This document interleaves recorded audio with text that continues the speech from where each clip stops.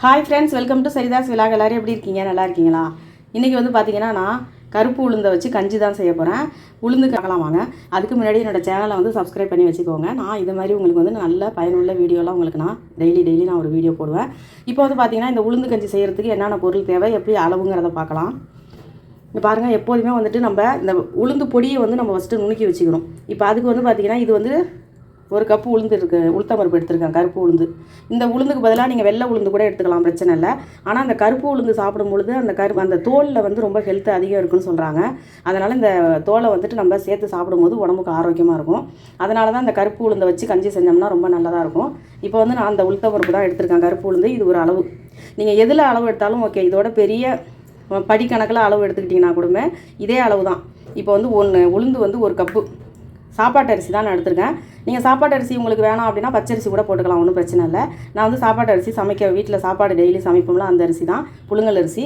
இந்த அரிசி எடுத்துருக்கேன். அதாவது உளுத்தம்பருப்பு வந்துட்டு ஒரு கப்பு, அதில் பாதி அரிசி. இவ்வளோ தாங்க அளவு. இந்த கஞ்சிக்கான அளவு வந்து இதுதான். இதை நுணுக்கி வச்சுக்கணும், அவ்வளோதான். நம்ம வந்து எவ்வளவு வேணாலும் நுணுக்கி வச்சுக்கிட்டு நமக்கு தேவையான அளவு நம்ம கஞ்சி போட்டுக்க போகிறோம், அவ்வளோதான். இது ரெண்டுத்தையும் நம்ம பொடி பண்ணிட்டு வந்துடலாம். இதுக்கு வந்து நம்ம தேவையான பொருள், இந்த கஞ்சிக்கு தேவையான பொருள் நம்ம போடுற அளவுக்கு தகுந்த மாதிரி தான் சர்க்கரை. இது நான் எடுத்து வச்சுருக்கேன், நாட்டு சர்க்கரை போட்டிருக்கேன். நாட்டு சர்க்கரைக்கு பதிலாக நீங்கள் வெல்லம் போட்டுக்கலாம். ஆனால் வெள்ளை சர்க்கரை போட்டால் நல்லா இருக்காது, வெல்லம் போட்டுக்கலாம். நான் நாட்டு சர்க்கரை தான் எடுத்து வச்சுருக்கேன். தேங்காய் துருவல் நமக்கு தேவையான அளவு, நம்ம எவ்வளோ அளவுக்கு செய்கிறோமோ அந்த அளவுக்கு. ஏலக்காய் பொடி கொஞ்சம் எடுத்துருக்கேன், ஏலக்காய் பொடி. இது உப்பு, கொஞ்சமாக உப்பு போட்டுங்க லைட்டாக, அது நல்லா டேஸ்ட்டு நல்லாயிருக்கும், அவ்வளோதான். இப்போ இந்த உளுத்தம் பொடியை ஃபஸ்ட்டு எப்படி தயார் பண்ணுறதுங்கிறத பார்க்கலாம் வாங்க. எண்ணெய் சட்டி காஞ்சிருச்சு. இப்போ வந்து ஃபஸ்ட்டு உளுத்தம் பருப்பு வறுத்துக்கலாம். உளுத்தம்பருப்பு வந்து கொஞ்சம் செவக்க வறுக்கணும். ரொம்ப ஹை ஃப்ளேமில் வச்சுக்காதீங்க, கொஞ்சம் மீடியமாக வச்சுக்கிட்டே வறுத்து எடுத்துடலாம். ஏன்னா ஹை ஃப்ளேமில் வச்சுக்கிட்டோம்னா போட்ட உடனே அப்படியே கருவிடுமே தவிர உங்களுக்கு உளுத்தம்பருப்பு நல்லா செவந்து வராது.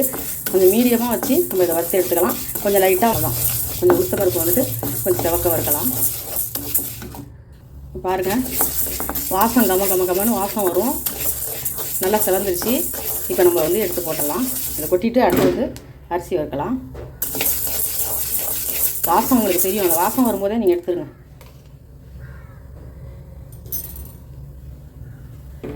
வேறு பாத்திரத்தில் கொட்டி இந்த தட்டில் அது மாதிரி ஆறணும், அதனால் தட்டில் கொட்டிடலாம். இதுலேயே வந்துட்டு நம்ம அரிசி கொட்டிடலாம். இது அப்படியே பொரியரிசி மாதிரி நம்ம வறுக்கணும். அரிசியை வந்து நல்லா பொரியரிசி மாதிரியே வறுக்கணும்.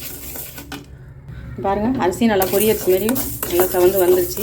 இந்த அரிசி வந்து போடுறது வந்து பார்த்திங்கன்னா டேஸ்ட்டுக்காக தான். பொரியரிசி வந்து போட்டு கஞ்சி வைக்கும்போது நல்ல ஒரு டேஸ்ட் இருக்கும். அதுக்காக தான், குழந்தைங்க கூட சாப்பிடுவாங்க, அதுக்காக தான். இதுவும் செவந்துருச்சு. இப்போ இதையும் கொட்டிடலாம். அதே உளுந்துலேயே கொட்டிடலாம். அப்படியே ரெண்டும் சேர்ந்த மாதிரி ஆறிடும், அவ்வளோதான். இது பாருங்கள், அப்படியே வந்துட்டு கொட்டி கொஞ்சம் நேரம் ஆற வச்சதுக்கப்புறம் தான் நம்ம மிக்சியில் வந்து அரைக்கணும். ஆறிடுச்சு. இப்போ மிக்சியில் ஜாரில் போட்டு நுணிக்கிடலாம். இப்போ பாருங்கள், அரைச்சாச்சு. நல்லா நைஸாக அரைச்சிக்கணும், நல்லா நைஸாக இருக்கணும். அப்போ தான் வந்துட்டு குறப்பாக இருந்துச்சுனாக்கா அவ்வளோ சீக்கிரம் உங்களுக்கு வந்து வேகாத அப்புறம். அதனால் வந்துட்டு நல்லா நைஸாக அரைச்சிங்க. அந்த பாருங்கள், வந்து நான் ஒரு டப்பாவில் எடுத்து வச்சிட்டேன். பாருங்கள், நிறையா இருந்துச்சுனாக்கா நல்லா ஒரு இதில் காற்று போகாத அளவுக்கு நல்லா மூடி வச்சுருங்க. இதே நல்லா மூடி வச்சுட்டு நமக்கு தேவை வந்துட்டு ஒரு ஸ்பூனு தான். இப்போ நம்ம ஒரு ஆளுக்கு ஒரு ஸ்பூன், இப்போ நீங்கள் எத்தனை பேர் குடிக்க போகிறீங்களோ அத்தனை ஸ்பூன் எடுத்துக்கோங்க. இப்போ வந்துட்டு நான் ஒரு 2 ஸ்பூன் எடுத்துக்கிறேன். இந்த பாத்திரத்தில் போட்டுக்கலாம். எதில் நம்ம கஞ்சி வைக்க போகிறோமோ அதில் போட்டுருங்க. 2 ஸ்பூன், ஒரு ஸ்பூனு, இன்னொன்று, அவ்வளோதான். பாக்கியை மூடி வச்சிடலாம். அப்படியே மறுபடியும் தேவையானப்போ நம்ம எடுத்துக்கலாம். அது இருக்கட்டும். இப்போ 2 ஸ்பூனு வந்துட்டு போட்டிருக்கேன். தண்ணி வந்து பார்த்திங்கன்னா ஒரு ஸ்பூனுக்கு 1 டம்ளர் தண்ணி, 1 ஸ்பூனுக்கு 1 டம்ளர் தண்ணி, 2 ஸ்பூன் போட்டேன். இப்போ கொஞ்சமாக உப்பு போட்டுக்கலாம், கொஞ்சமாக உப்பு. இப்போ இது மாதிரி நல்லா ஒரு விஸ்கு வச்சு அப்படியே கலந்து விட்ருங்க. கட்டி இல்லாத அளவுக்கு நல்லா கலந்து விட்ருங்க.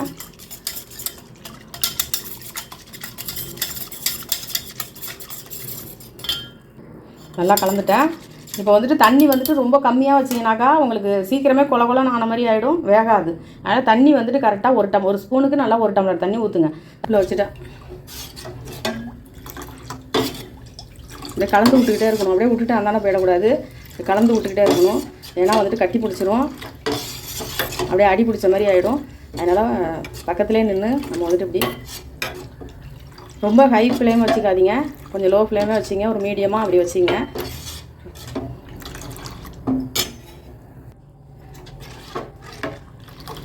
இதெல்லாம் கொஞ்சம் சூடாகி வருது.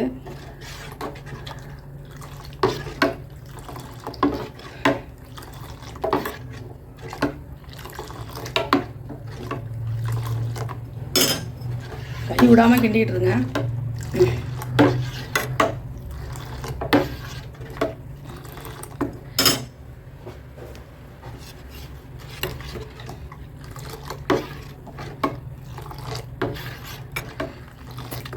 எங்கள் ஊர்லலாம் வந்து இந்த ஏஜ் அட்டன் பண்ணுறாங்கள, வயசுக்கு வந்த பொண்ணுங்களுக்கு வந்துட்டு உளுந்து களி, இந்த மாதிரி வந்துட்டு உளுந்து மாவு புட்டு, இந்த உளுந்து கஞ்சி இதெல்லாம் வந்து கொடுப்பாங்க. அந்த 16 நாளும் வந்து இந்த மாதிரிலாம் செஞ்சு கொடுப்பாங்க. கிராமங்கள்லாம் நாட்டு முட்டை இதெல்லாம் கொடுப்பாங்க. ஏன்னு கேட்டாக்கா அவங்களுக்கு வந்துட்டு பொம்பளை பசங்களுக்கு வந்துட்டு குழந்தை பிறக்கும் பொழுது அந்த டெலிவரி டயத்தில் வந்து இந்த இடுப்பு எலும்பு வந்து ஸ்ட்ராங்காக இருக்கணும் அப்படிங்கிறதுக்காக வேண்டி இந்த உளுந்து கஞ்செல்லாம் வந்துட்டு அப்போ கொடுப்பாங்க.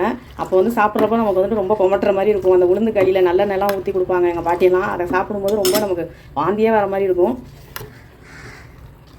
நமக்கு வயசாக தான் இப்போ தான் நமக்கெல்லாம் தெரியுது, நம்ம அப்போ வந்து அதெல்லாம் நம்ம வந்து விரும்பி சாப்பிட்ருக்கலாமே அப்படிங்கிற மாதிரிலாம்.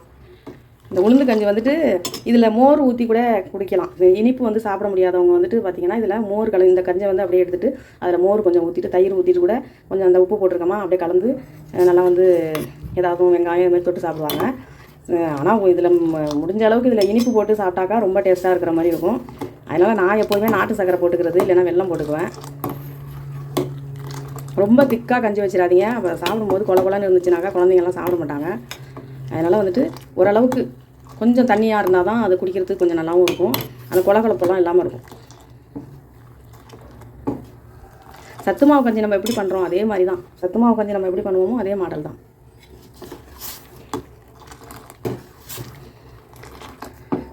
ஏன்னா கொஞ்சமாக தண்ணி வச்சாக இதை வந்து அடுப்பில் வச்சு கிண்டுறதுக்கு வந்து அலுப்பு போட்டுட்டு கொஞ்சமாக தண்ணி வச்சோம்னா அந்த மாவு வேவாது. அதனால தான், ஏன்னா அரிசியும் போட்டிருக்கோம், உளுத்தம் பருப்பும் போட்டிருக்கோம். அதனால் வந்து அது வேகாது. கொஞ்சம் நல்லா தண்ணி வச்சு கொதிக்க வச்சு இது மாதிரி கொதித்து நல்லா வந்தால் தான் உங்களுக்கு மாவு வேவும், உடம்புக்கும் நல்லது.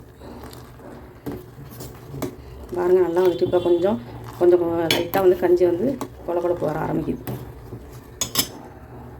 இதில் வந்துட்டு உங்களுக்கு வந்து தேங்காய் பால் வந்து நீங்கள் கடைசியாக புளிஞ்சு ஊற்றிக்கலாம். தேங்காவை திருவி போடுறதுக்கு உங்களுக்கு பிடிக்காது, திப்பியாக இருக்கும் அப்படின்னு நினைக்கிறவங்க வந்து தேங்காய் பாலாக ஊற்றிக்கலாம், இறக்கி வச்சதுக்கப்புறம் ஊற்றிக்கலாம். அப்படி இல்லை எங்களுக்கு தேங்காவே பிடிக்காதுங்க அப்படின்னு நினச்சிங்கன்னா நார்மல் பால் நம்ம வந்துட்டு மாட்டு பால், இந்த பாக்கெட் பால் இது மாதிரிலாம் வாங்குறோம்ல, பசும்பால் எது வேணாலும் நீங்கள் அதில் வந்துட்டு காய்ச்சின பாலை வந்து இதில் ஊற்றிக்கலாம். இது எல்லாமே நம்மளுடைய விருப்பம் தான், எது வேணாலும் நம்ம இதில் போட்டுக்கலாம். கருப்பட்டி இருந்ததுன்னா கருப்பட்டியை கூட நீங்கள் வந்துட்டு இதில் போடலாம். இது நெய்யில் வந்து முந்திரி பருப்பு திராட்சை கூட வறுத்து போட்டுக்கலாம். ஆனால் நான் அதெல்லாம் போட மாட்டேன். எங்கள் பாட்டி வந்து இப்படி தான் வைப்பாங்க, எங்கள் அம்மாவும் இப்படி தான் வைப்பாங்க. அதனால் நான் அதே மெத்தடை தான் நான் ஃபாலோ பண்ணுறேன். நான் வந்து தேங்காவை தான் திருப்பி போடுவேன். அது தேங்காய் வந்து நம்ம சாப்பிடும்போது ரொம்ப நல்லாயிருக்கும். இந்த கஞ்சி இன்னும் கொஞ்சம் தான் ரெடியாக போகுது.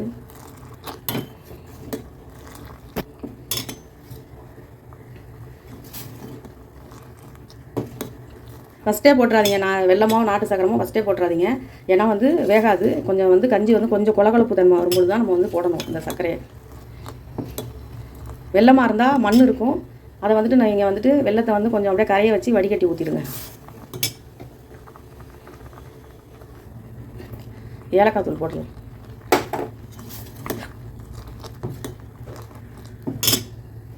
இப்போ வந்து நான் சக்கரை போட்டுறேன், நாட்டு சக்கரை 3 ஸ்பூன் போடுறேன். இதுக்கு வந்து 3 ஸ்பூன் கரெக்டாக இருக்கும். ஏன்னா சக்கரை வந்து நாட்டு சக்கரை வந்து கொஞ்சம் இனிப்பு கொஞ்சம் கம்மியாக தான் இருக்கும். ஒரு டம்ளருக்கு வந்து பார்த்திங்கன்னா 1.5 ஸ்பூனு, 2 டம்ளருக்கு 3 ஸ்பூன் போடுறேன். அவ்வளோதாங்க, கஞ்சி ரெடி ஆகிடுச்சு. பாருங்கள், இப்படி தான் இருக்கணும். ரொம்ப தண்ணியாக ரொம்ப கொலன்னு இருந்துச்சுன்னா சாப்பிட முடியாது, பிடிக்காது, நமக்கு திகட்டிடும். இப்படி தான் இருக்கணும், நல்லா வந்துட்டு குடிக்கிற அளவுக்கு இருக்கணும். இப்போ நம்ம தேங்காய் பூ போடலாம். அதில்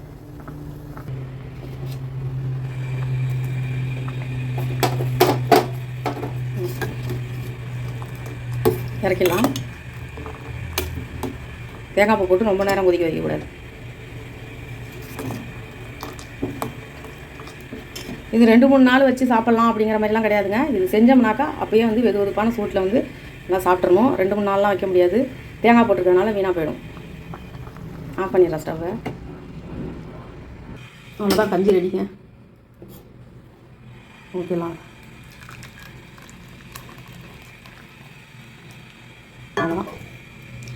சூப்பராக ஒரு உளுந்து கஞ்சி ரெடி. நீங்களும் இது மாதிரி வச்சு பாருங்கள். டேஸ்ட் எப்படி இருந்துச்சுன்னு சொல்லுங்கள். இந்த வீடியோ உங்களுக்கு பிடிச்சிருந்தா லைக் பண்ணுங்கள். மேலே கொஞ்சமாக தேங்காய் போட்டுங்க. இந்த வீடியோ உங்களுக்கு பிடிச்சிருந்தா லைக் பண்ணுங்கள், ஷேர் பண்ணுங்கள், சப்ஸ்கிரைப் பண்ணுங்கள். நன்றிங்க.